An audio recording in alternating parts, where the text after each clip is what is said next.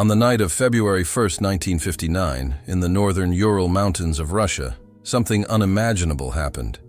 9 experienced hikers met their deaths in ways so bizarre and unexplainable that the incident continues to baffle experts to this day. This is the story of the DYATLOV Pass incident. The group was led by Igor DYATLOV, a 23-year-old radio engineering student. He and his friends, all skilled mountaineers from the Ural Polytechnic Institute, set out on what was supposed to be a challenging but manageable skiing expedition through the Ural Mountains. The other members included Zinaida Kolmogorova, Lyudmila Dubinina, Alexander Kolevatov, Rustem Slobodin, Yuri Doroshenko, Yuri Krivonishenko, Nikolai Thibault-Brignol, and Semyon Zolotaryov. Most were in their early 20s, with Zolotaryov being the oldest at 38. They began their journey in late January, documenting their trip through diary entries and photographs. The photos show a group of young adventurers in high spirits, smiling, laughing, and enjoying their trek through the snow-covered wilderness. No one could have predicted that these would be the last images of them alive. The group's destination was Otterton Mountain, but they never reached it. On February 1st, they set up camp on the slopes of Kholat Syakhl, a name that eerily translates to Dead Mountain in the local Mansi language. What happened next remains one of the most chilling mysteries in modern history. When the hikers failed to return as scheduled, a search party was dispatched. What they found was beyond comprehension. The group's tent had been torn open from the eye, inside, as if the hikers had been desperately trying to escape from something. And stranger still, footprints showed they had fled into the freezing night, wearing only socks, or even barefoot. Some were just in their underwear, despite temperatures of -30 degrees Celsius. The first 2 bodies were found about a mile from the campsite, near the remains of a small fire. Yuri Doroshenko and Yuri Krivonishenko were barefoot and dressed only in their underwear. Branches of a nearby cedar tree were broken up to 15 feet high, suggesting someone had climbed it, perhaps as a lookout. The next 3 bodies, DYATLOV, Kolmogorova, and Slobodin, were discovered at intervals of 200, 500, and 630 meters from the campsite, in positions suggesting they were attempting to return to the tent. They had died from hypothermia, but Slobodin also had a minor skull fracture that wasn't considered fatal. It took 2 more months to find the remaining 4 hikers. They were located in a ravine under about 13 feet of snow, 75 meters from the cedar tree. And this is where the case takes an even more disturbing turn. These bodies showed catastrophic injuries that one medical examiner compared to the force of a car crash. Nikolai Thibault-Brignol had suffered severe skull damage. Lyudmila Dubinina and Semyon Zolotaryov had major chest fractures that had crushed their ribs. Most horrifying of all, Dubinina was missing her tongue, eyes, and part of her facial tissue. Yet, despite these brutal injuries, the bodies showed no external wounds. It was as if they had been subjected to an enormous pressure that had crushed them from the inside. The Soviet authorities quickly closed the case, attributing the deaths to a compelling natural force. The area was sealed off to hikers and adventurers for 3 years following the incident. But what exactly was this compelling natural force? What could have terrified these experienced mountaineers so much that they ripped their way out of their tent and fled into the deadly cold without proper clothing? Numerous theories have emerged over the decades. Some suggest an avalanche forced them from their tent, but this doesn't explain why they didn't return for their clothes once the danger had passed. Others propose they were attacked by the indigenous Mansi people, but no evidence of other humans was found at the site. More exotic theories include everything from secret Soviet military tests to UFO encounters.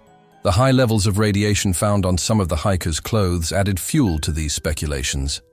Some bodies also had a strange orange tan, and witnesses at their funerals reported that the skin of the deceased had a peculiar leathery texture and unusual dark orange color. In 2019, Russian authorities reopened the investigation and concluded that an avalanche was the most likely cause. According to this theory, the hikers cut their way out of the tent because it was being covered in snow and they couldn't find the entrance. Once outside in the brutal cold, disorientation and hypothermia quickly set in, leading to poor decision-making. But critics point out several problems with this explanation. The slope was not steep enough for a typical avalanche, and the hikers were experienced enough to know not to camp in an avalanche-prone area. Furthermore, the pattern of injuries doesn't match typical avalanche victims, and there was no evidence of avalanche debris at the site. A more recent theory suggests that a specific type of small localized avalanche called a slab avalanche might be responsible. These can occur on gentler slopes and produce a powerful but limited flow of snow that could have injured some of the hikers while forcing all of them to flee. Another compelling explanation involves a phenomenon known as katabatic winds. These are hurricane-force winds that can suddenly descend from higher elevations, creating a frightening scenario that might have driven the hikers from their tent.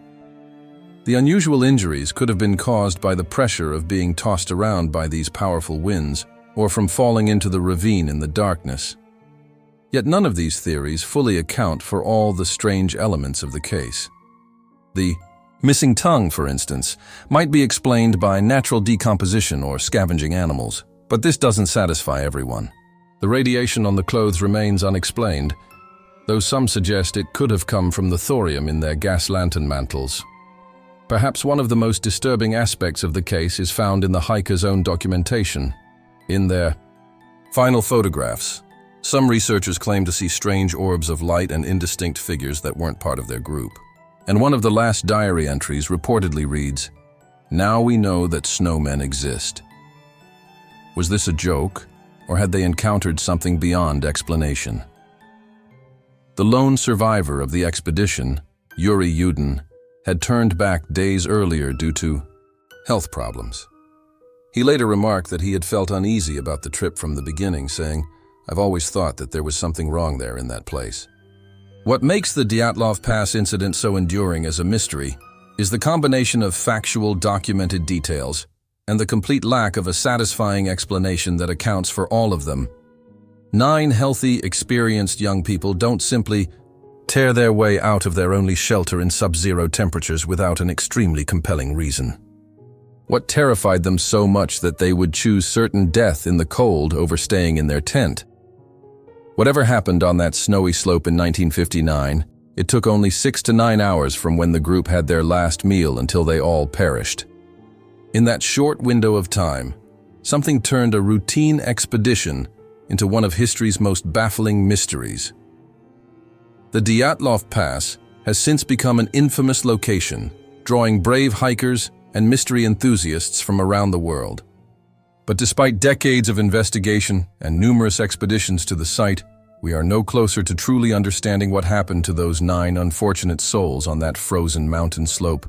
As we consider the evidence, we're left with more questions than answers. What made them leave their tent in such a panic? What caused their bizarre injuries? And perhaps most importantly, if it wasn't something natural that killed them, then what was it? The Dead Mountain has kept its secrets for over 60 years, and perhaps it always will. In January 2013, a 21-year-old Canadian student named Elisa Lam arrived in Los Angeles. She was on what she called her West Coast tour, traveling alone and documenting her journey on social media. Bright, creative, and battling bipolar disorder, Elisa had been managing her condition with medication. Her final destination was the Cecil Hotel in downtown Los Angeles, a choice that would prove tragically significant. The Cecil Hotel was far from a tourist's dream accommodation. Built in 1924, it had transformed from a luxurious establishment into a budget option in one of LA's most troubled neighborhoods. The hotel had a dark history, having been home to 2 serial killers, Richard Ramirez, known as the Night Stalker, and Jack Unterweger. It had seen numerous suicides, murders, and other violent crimes over the decades. Some locals referred to it as the Suicide due to its grim reputation. Elisa checked into the Cecil on January 26, 2013. She was initially placed in a shared room, but was moved to a private room after complaints about her odd behavior. According to staff, she was seen talking to herself, switching rooms repeatedly, and leaving notes for roommates saying, "Go home." On January 31st, Elisa's parents became alarmed when their typically communicative daughter failed to make her daily check-in call. They contacted the Los Angeles Police Department, who began searching the hotel. Despite bringing in dogs and conducting a room-by-room search, they found no trace of Elisa. As days passed without any sign of her, the LAPD took the unusual step of releasing surveillance footage from the hotel's elevator, hoping the public might provide new leads. This video, time-stamped February 4, would become one of the most disturbing and analyzed pieces of evidence in modern true crime history. The 4-minute elevator footage shows Elisa behaving in ways that have baffled viewers for years. She enters the elevator and presses multiple floor buttons. When the doors fail to close, she peeks out into the hallway, as if checking if someone is there. She then steps to the corner of the elevator, appearing to hide. She exits and re-enters several times, making strange hand gestures as if she's communicating with someone unseen. Most unnervingly, she moves her hands in an unnatural, almost ritualistic manner, extending her arms and moving her fingers in odd configurations. At one point, she steps out of the elevator and appears to be talking to someone in the hallway, though no one is visible on camera. Throughout the video, the elevator door remains open, not responding to the buttons she's pressed. Finally, Elisa walks away, and the elevator begins working normally again. This footage went viral, spawning countless theories. Was she on drugs, playing a game, being pursued? Was there someone just out of frame threatening her? Or was she experiencing a psychotic episode related to her bipolar disorder? The video raised far more questions than it answered. Nearly 3 weeks after her disappearance, guests at the Cecil began complaining about low water pressure and a strange taste and color to the water. On February 19th, a maintenance worker made a horrifying discovery when he checked the rooftop water tanks. Inside one of the 4 1,000-gallon tanks was Elisa Lam's body, decomposing in the water supply that guests had been using for drinking, brushing teeth, and bathing. The discovery raised immediate questions that seemed to defy logical answers. How did she get access to the roof, which was supposedly secured and alarmed? How did she open the heavy water tank lid, climb inside, and replace the lid? And perhaps most puzzlingly, why would she do this? The autopsy report only deepened the mystery. The coroner ruled her death an accidental drowning, noting that there were no drugs in her system other than her prescribed medications, and some of those were at subtherapeutic levels, suggesting she had not been taking her full dosage. There were no signs of physical trauma or sexual assault. Her clothes and personal belongings, including her hotel keycard, were floating in the tank with her. The coincidental elements surrounding her death have fueled endless speculation. In a bizarre twist, shortly after her body was discovered, a tuberculosis outbreak occurred in Skid Row, just blocks from the Cecil Hotel. The test used to identify this strain of tuberculosis was called Lam Elisa. This eerie coincidence led some to speculate about biological warfare testing or government conspiracies. Adding to the surreal nature of the case, the Cecil Hotel later served as inspiration for the 5th season of American horror story, Hotel, and Elisa's case has been the subject of numerous documentaries, podcasts, and online discussions. Theories about what happened to Elisa range from the mundane to the supernatural. Some argue that her behavior in the elevator was consistent with a bipolar manic episode, during which she might have gained access to the roof, climbed into the tank seeking adventure or hiding from perceived threats, and then become trapped and drowned. Others point to more sinister possibilities. Could someone have followed her to the roof and forced her into the tank? The hotel had a significant transient population and was known for criminal activity.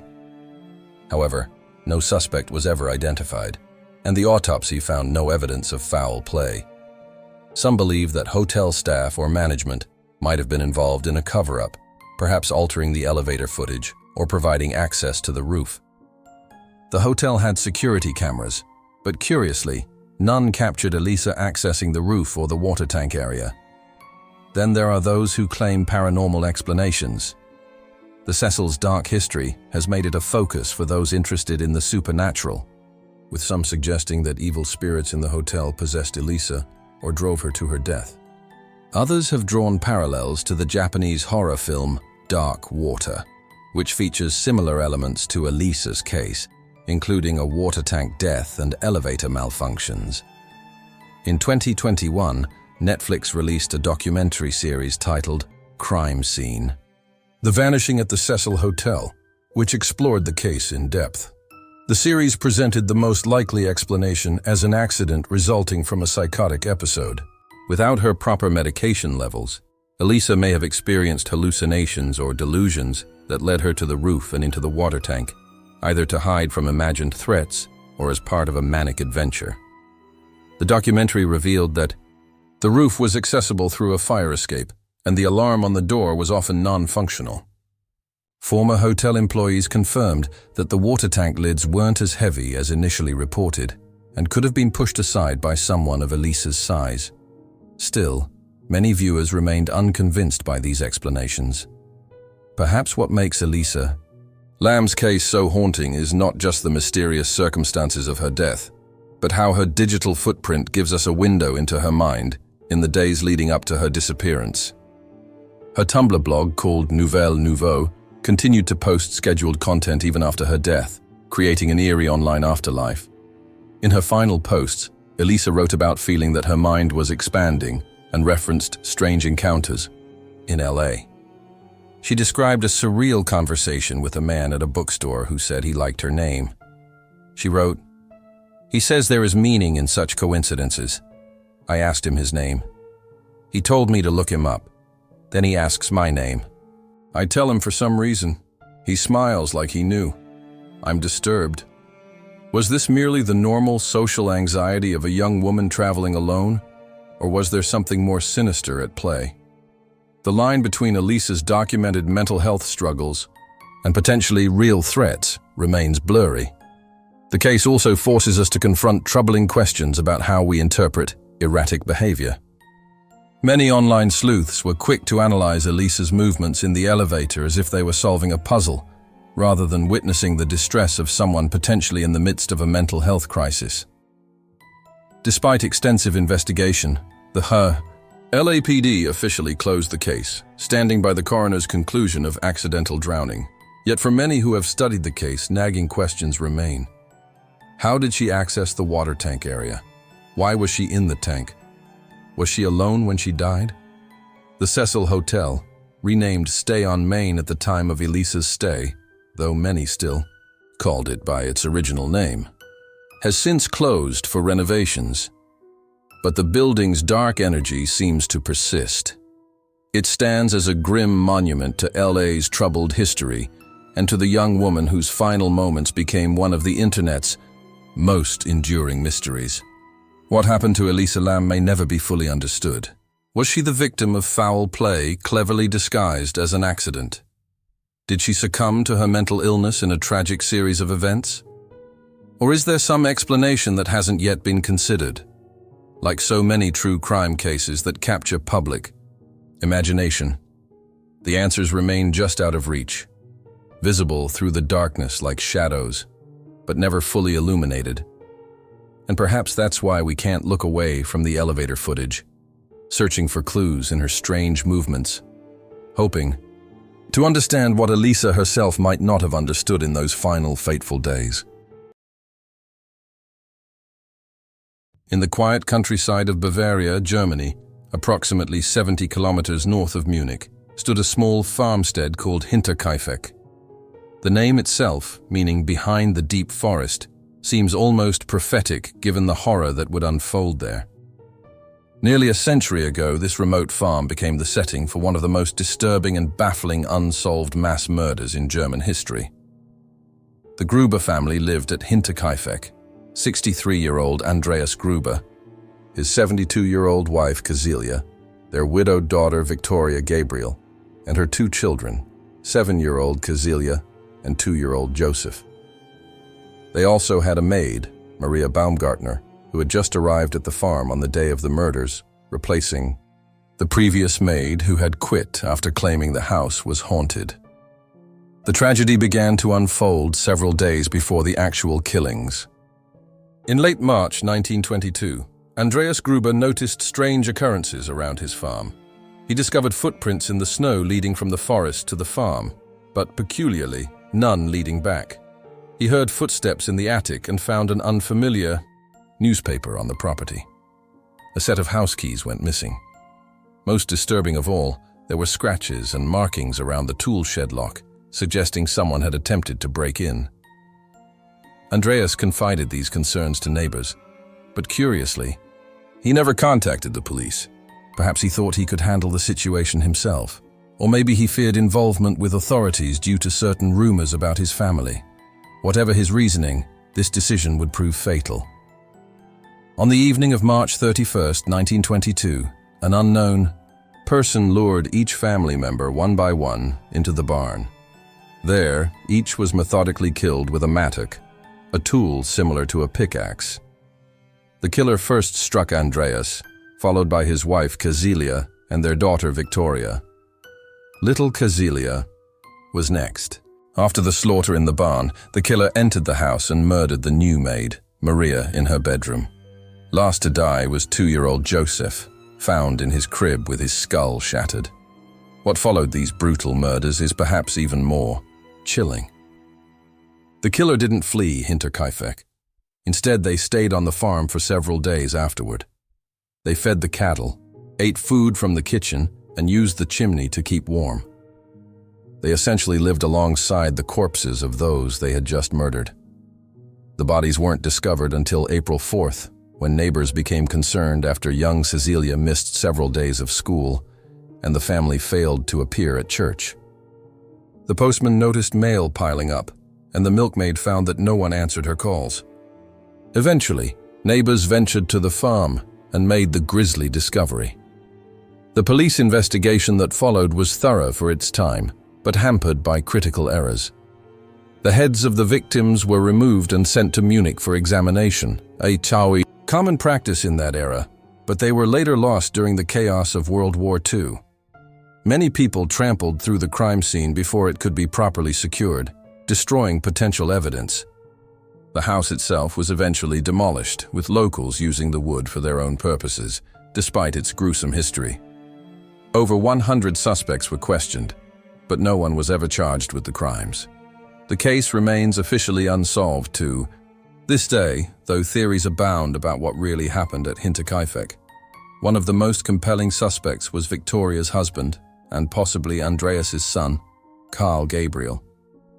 Officially, Carl had died in the trenches of World War I in 1914.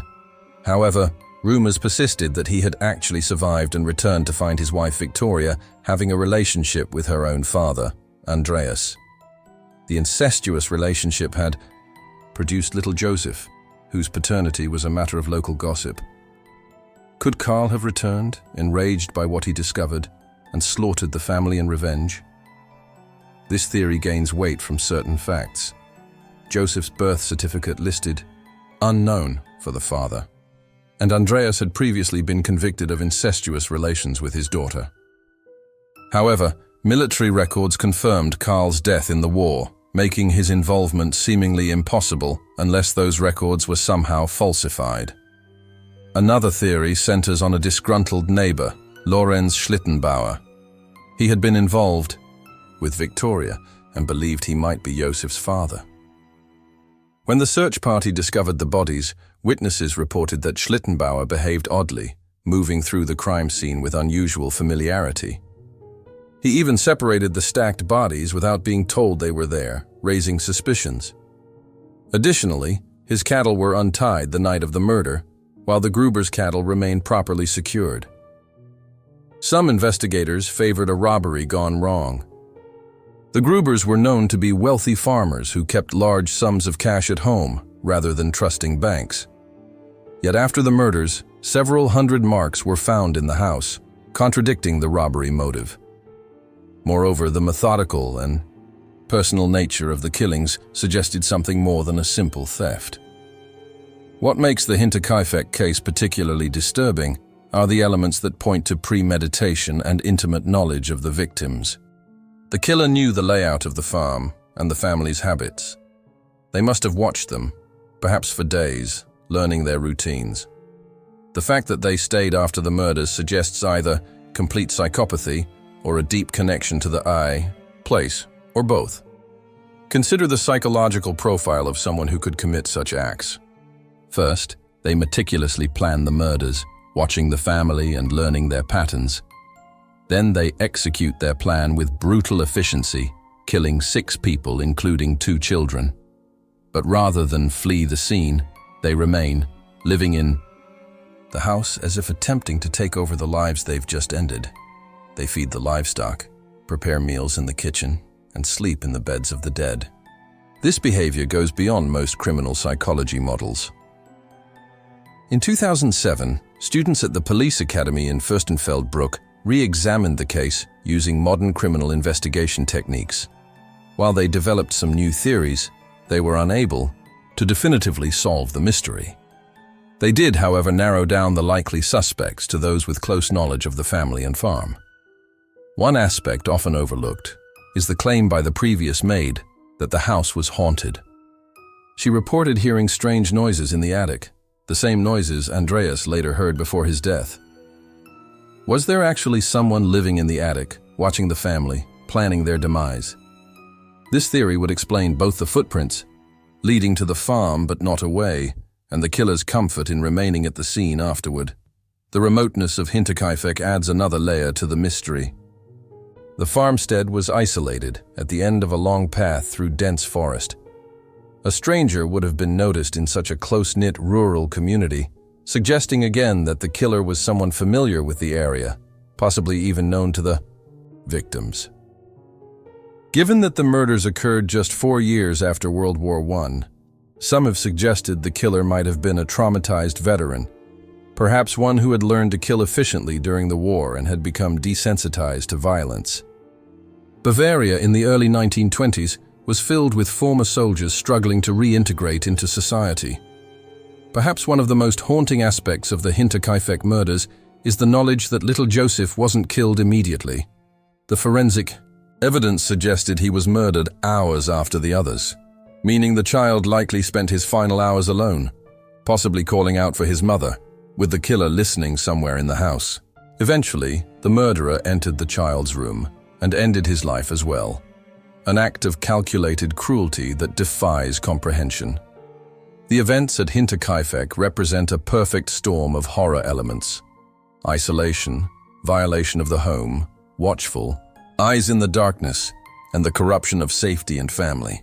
It's a case that forces us to confront the darkest potential of human behavior and the disturbing reality that sometimes the most horrific crimes remain unsolved.